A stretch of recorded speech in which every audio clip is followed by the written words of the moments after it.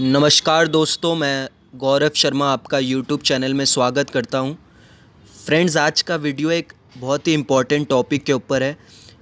वो है कि हम ये कैसे डिसाइड करें कि हमें कब शेयर को जो हमने परचेज़ किया है या हमने जो कंपनी के स्टॉक परचेज़ किए उसको कब हम सेल कर सकते हैं, वो हम कैसे डिसाइड करें।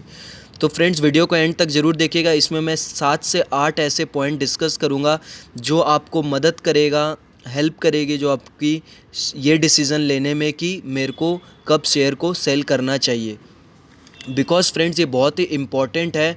अगर आप राइट टाइम पे या अगर आप सेल नहीं करते हो तो उससे क्या आपकी जो प्रॉफिट है वो भी, उसमें भी आपको नुकसान उठाना पड़ता है। बहुत बार ऐसा हुआ है और बहुत बार ऐसा होता है कि गिरने के बाद वो वापस उस प्राइस तक पहुंच भी नहीं पाता है ना, आपको एक लॉस उठाना पड़ता है। फ्रेंड्स, तो इस वीडियो में वही डिस्कस करेंगे। फ्रेंड्स, सबसे पहले जो आपको देखना है वो है जो भी टाइम फ्रेम है। फ्रेंड्स, वो बहुत ही इंपॉर्टेंट रोल प्ले करता है। अगर आप इस मार्केट में आते हो, इस मार्केट में अगर आप उतरते हो, स्टॉक मार्केट या शेयर मार्केट में, तो फर्स्ट ऑफ ऑल फ्रेंड्स, आपको इसमें वही पैसा इन्वेस्ट करना है, वही पैसा लगाना है जिस पैसे की आपको आने वाले कुछ सालों में, आने वाले 5 सालों में आपको उस पैसे की ज़रूरत नहीं है।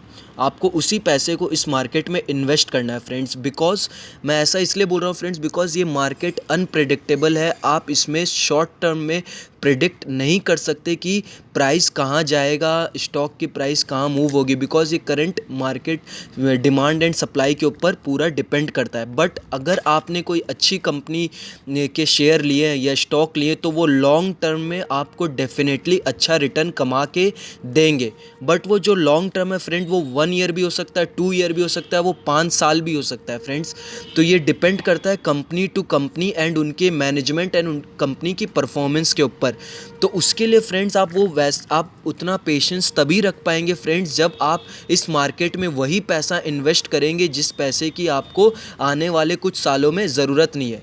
कहीं ऐसा ना हो फ्रेंड्स, बहुत जन ऐसे होते हैं जो अपने घर खर्चे के पैसे वो इसमें इन्वेस्ट कर देते हैं, या उनको बच्चे की पढ़ाई के लिए जो पैसा उन्होंने एग्ज़ाम्पल जो आने वाले 1 महीने या 2 महीने में जो उनको ज़रूरत है फ़ीस पेड करने के लिए, वो पैसा इसमें इन्वेस्ट कर देते हैं और सोचते हैं कि 2-3 महीने में मैं रिटर्न कमा के अपनी जो खर्चे हैं उसको मैं पूरा कर लूँगा फ्रेंड्स। बट ऐसा नहीं हो सकता, बिकॉज़ ये मार्केट अनप्रेडिक्टेबल है। आप प्रिडिक्ट नहीं कर सकते कि शॉर्ट टर्म में क्या होगा। बट हाँ, डेफिनेटली लॉन्ग टर्म में आपको अच्छा रिटर्न मिलेगा अगर आपने अच्छी कंपनी में इन्वेस्ट कर रखा है या निवेश कर रखा है फ्रेंड्स।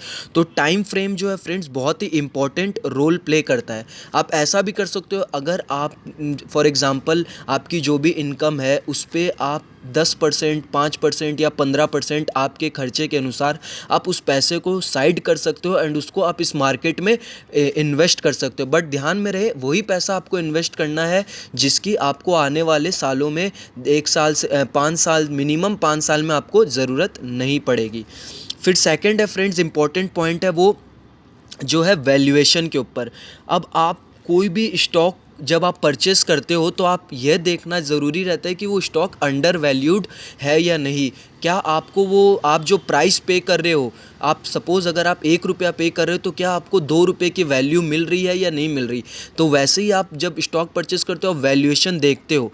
तो जब भी कोई शेयर को सेल करोगे या स्टॉक को सेल करोगे तो वैल्यूएशन बहुत ही इंपॉर्टेंट रोल प्ले करता है। तो आपको ये देखना बहुत ही ज़रूरी है फ्रेंड्स कि अब क्या वो स्टॉक अब ओवर वैल्यूड तो नहीं हो गया। आपने परचेज़ किया अंडर वैल्यूड में, बट क्या वो अब कुछ सालों में या कुछ महीनों में वो क्या आपको ओवर वैल्यूड तो नहीं लग रहा उसकी अर्निंग के हिसाब से, या जो कंपनी के करंट फाइनेंशियल्स हैं उस परिस्थिति में जो भी करंट फाइनेंशियल है कंपनी के, उसके अकॉर्डिंगली अगर आपको वो ओवर वैल्यूड लग रहा है।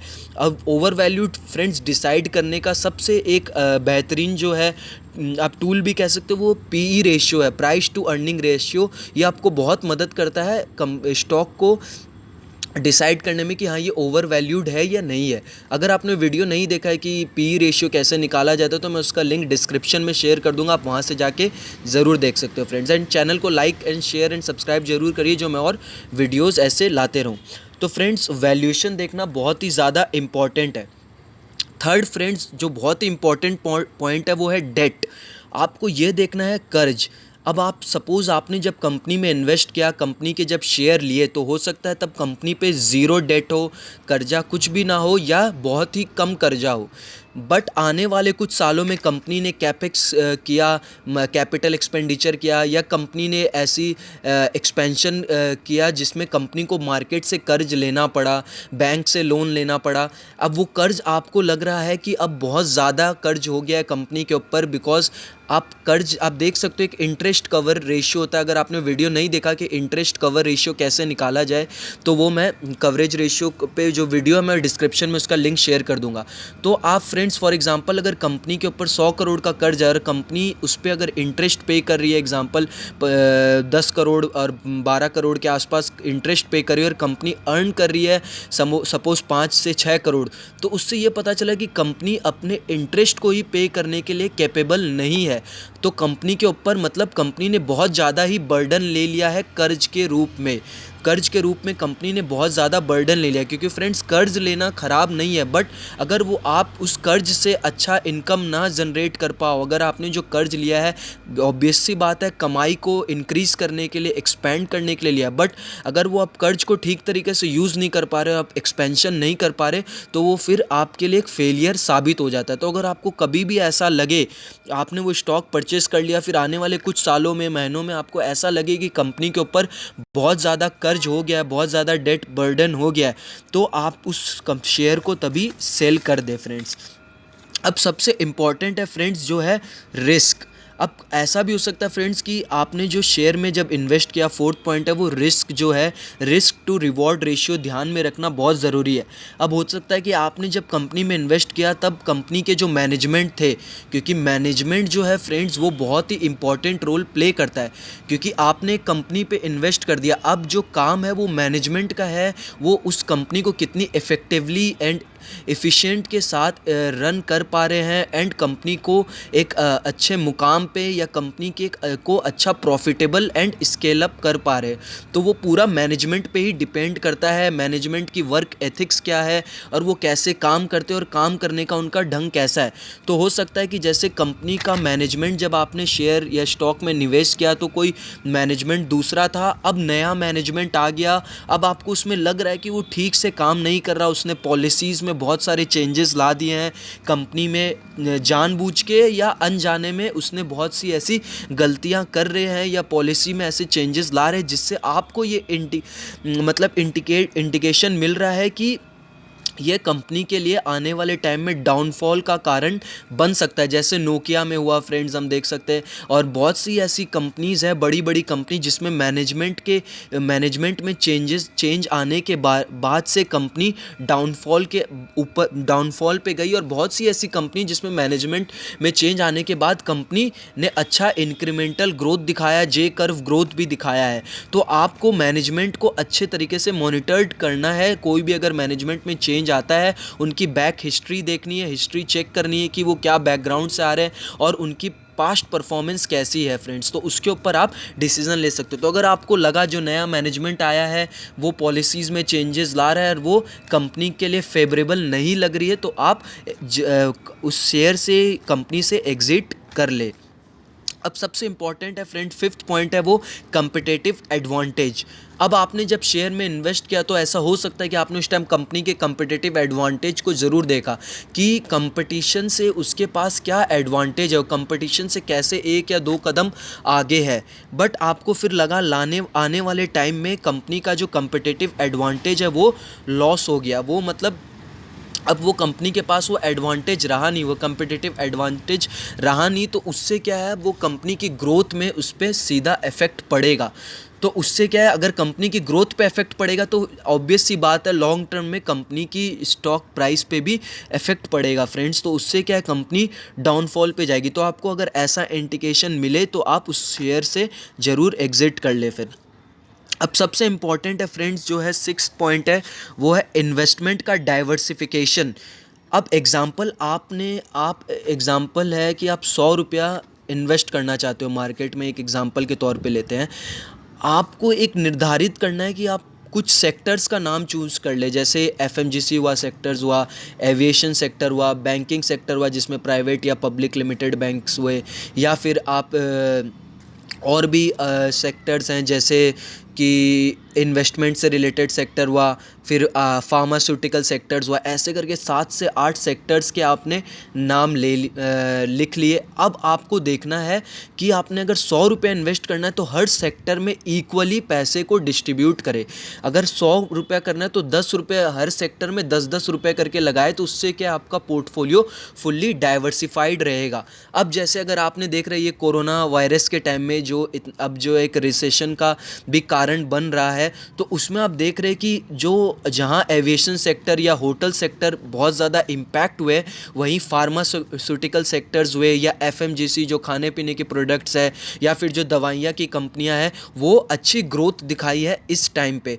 तो यहीं अगर आप सिर्फ एक ही सेक्टर में इन्वेस्टेड रहते फ्रेंड्स, या आप सिर्फ या सिर्फ आप खाने पीने के सेक्टर में नहीं, या सिर्फ आप सिर्फ एविएशन होटल इंडस्ट्रीज़ में ही सिर्फ इन्वेस्टेड रहते, या सिर्फ बैंकिंग सेक्टर में रहते, जहां बैंकिंग सेक्टर को भी नुकसान उठाना पड़ रहा है या पड़ेगा आने वाले टाइम में, क्योंकि अगर आपके पास पैसा नहीं है, इनकम नहीं है, तो बहुत से ऐसे लोन है जो डिफ़ॉल्ट होंगे, जिससे बैंक का एनपीए जो है, नेट नॉन परफॉर्मिंग एसेट्स जो है, वो भी ग्रो करेगा।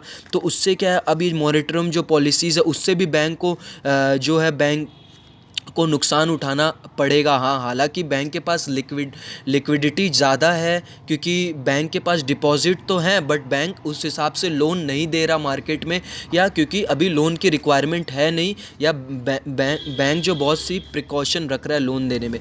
तो ये तो मैं थोड़ा आउट ऑफ टॉपिक बात की फ्रेंड्स, बट हाँ, आपको ये ध्यान रखना है कि अलग अलग सेक्टर में अगर आप इन्वेस्टेड रहते, आज के टाइम में अगर फार्मास्यूटिकल का भी आपके पास रहता शेयर, और आपका एफएमजीसी सेक्टर्स का भी शेयर रहता, तो आप जो है आपका पोर्टफोलियो उतना नहीं गिरता और इक्वली डाइवर्सिफाइड रहता, क्योंकि आपने रिस्क को इक्वली हर सेक्टर में डाइवर्सिफाइड किया। और वहीं अगर आप सिर्फ एविएशन सेक्टर में सिर्फ इन्वेस्ट कर देते, या एक ही सेक्टर में, तो वहीं ये जो रिसेशन आया और उसके इम्पैक्ट से आपका पोर्टफोलियो बहुत ही नेगेटिव हो जाता।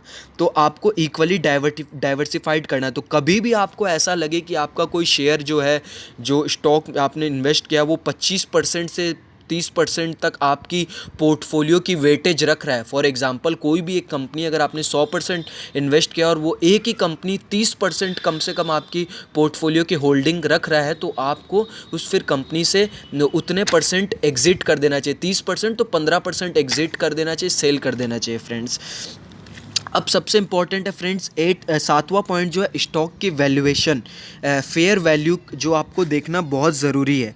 अब जो फ्रेंड्स, आपको ये देखना है कि स्टॉक आपने एक वैल्यूएशन जो है, जो हमने सेकंड पॉइंट में डिस्कस किया था, वही इस फेयर वैल्यू में फ्रेंड्स आप रिलेट कर सकते हो। कि फॉर एग्जांपल, अगर कंपनी अपनी वैल्यूएशन आपने एक बार कर लिया कि 50% कंपनी 100 रुपये में लिया, अगर वो 150 रुपये तक ग्रो कर दिया, या आप अपना एक रूल बना लो, थंब रूल, की एक कोई भी मैं शेयर में इन्वेस्ट करूंगा, अगर वो आपने एक सोचा कि कंपनी आने वाले टाइम में 40% ग्रो करेगा 5 सालों में, या 50%, आपको अगर वो ग्रोथ दिख जाती है, तो आप आने वाले फ्यूचर में आपको दिखता है कि नहीं, कंपनी आने वाले फ्यूचर में और भी ग्रो करेगा, तो आप इस पोजीशन में क्या करें कि आप 50% अपनी जो होल्डिंग है उससे एग्जिट कर ले, 50% होल्डिंग को, शेयर को जो है सेल कर दे, बाद बाकी 50% में बने रहे। तो फेयर वैल्यू एक हो गया। और फ्रेंड, सबसे लास्ट में है, अगर आपको ऐसा लगा जब आपने सबसे पहले स्टॉक में इन्वेस्ट किया, तो आपने एनालिसिस की होगी, अब आपने उस टाइम एनालिसिस में कुछ हो सकता है ऐसे पॉइंट छोड़ दिए हो, प्रमोटर होल्डिंग्स हो, या आपने ठीक से वैल्यूएशन ना निकाला हो, या ठीक से कर्ज पे कंपनी के ध्यान ना दियो, बट आने वाले कुछ महीनों पे आपका अटेंशन उस ओर चला गया जो आपने सबसे पहले एनालिसिस करते टाइम छोड़ दिया था। अब आपको वो अभी अपना लूप होल्स लगा, तो फ्रेंड्स आप उस टाइम एग्जिट कर सकते हो, बिकॉज फ्रेंड्स ये अभी भी देरी नहीं हुई है। तो फ्रेंड्स, ये कुछ इंपॉर्टेंट पॉइंट्स है जो मैंने डिस्कस किए इस वीडियो में फ्रेंड्स। आने वाले टाइम में मैं और भी ऐसे वीडियोस लाते रहूँगा। आप चैनल को शेयर एंड सब्सक्राइब जरूर करें, जिससे मुझे भी मोटिवेशन मिलेगा नई नई वीडियोस को लाने का friends. Thank you for watching this video friends. जय हिंद, ओवर एंड आउट।